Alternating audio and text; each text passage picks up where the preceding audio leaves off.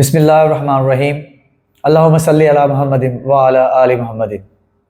Audience, یہ کچھ دن پہلے میں نے ایک چھوٹا سا ویڈیو تیار کیا تھا جس میں کچھ ہمارے معاشرے کے جو سیانے بابے ہوتے ہیں ان کا کچھ ذکر کیا تھا۔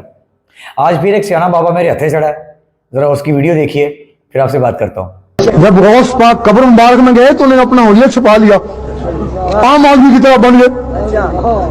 فرشتے آئے منکر نکیر، بتاؤ تمہارا رب کون ہے؟ خاموش خاموش خاموش پوچھتے رہے۔ ایک ہاتھ سے ایک منکر کو پکڑ لیا، ایک ہاتھ سے نکیر کو پکڑ لیا۔ اب تم بتاؤ جو میں سوال پوچھوں۔ انہوں نے جھٹکا دیا لیکن ہاتھ چھڑا نہ سکے۔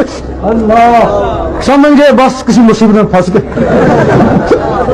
یہ کوئی انسان ہے جو ہاتھ سے نہیں چھوڑا ہمارے میں اتنی طاقت؟ جی، آپ نے ویڈیو دیکھی، یہ وہی سیانہ بابا ہے جس کی میں نے کچھ دن پہلے ذکر کیا تھا کہ بارات آئی ہوئی ہے، بھوکی لڑ رہی ہے آپس میں، ساس سورے سے لڑ رہا ہے، سسر بہو سے لڑ رہا ہے، خامد بیوی سے لڑ رہا ہے، بیٹی باپ سے لڑ رہی ہے کہ مجھے بوٹیاں نہیں ملی، اور جہاں باہر جا کے دیکھا تو سیانہ بابا دیگ پر بیٹھا ہوا ہے اور دیگ بوٹیوں سے بھری ہوئی ہے، لیکن بارات بھوکی مر رہی ہے۔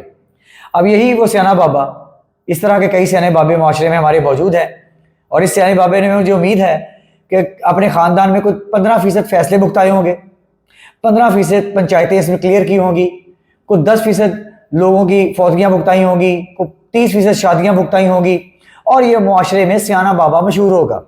محلہ، پورا محلہ، آدھا محلہ، پونا محلہ اس کی عزت کرتا ہوگا۔ اور یہ کس قسم کی بکواس کر رہا ہے؟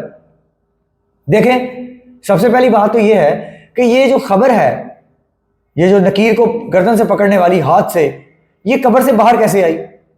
ایسے کون سے سورس ہیں، ایسے کون سے وہ انہوں نے کارندے رکھے ہوئے ہیں جو قبر کے اندر سے باتیں نکال کے باہر نکال رہے ہیں؟ ہمیں کس طرح کی جھوٹی کہانیوں کے پیچھے لگایا ہوا لوگوں نے، اور یہ اس طرح کے ادھیڑ عمر شخص بھی برباد ہو چکے ہیں۔ ان کو لوگوں کو اپنی عاقبت اور آخرت کی فکر کرنی چاہیے کہ اپنی عمر گزر گئی، داڑیاں سفید ہو گئی ہماری طرح، بال سفید ہو گئے، لیکن یہ آج بھی شرک میں پڑے ہوئے۔ تو شرک اللہ تعالیٰ معاف کرنے والے نہیں ہیں۔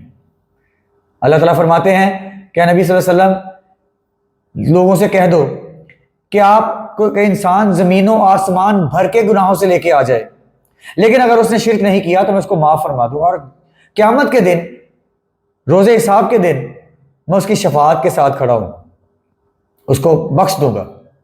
تو کیا آپ سمجھ سکتے ہیں کہ اس طرح کی شرک کرنے سے ہم لوگ بچ جائیں گے؟ اللہ تعالیٰ ہمیں شرک کے گناہ سے محفوظ فرمائے۔ آمین ثم آمین۔ السلام علیکم۔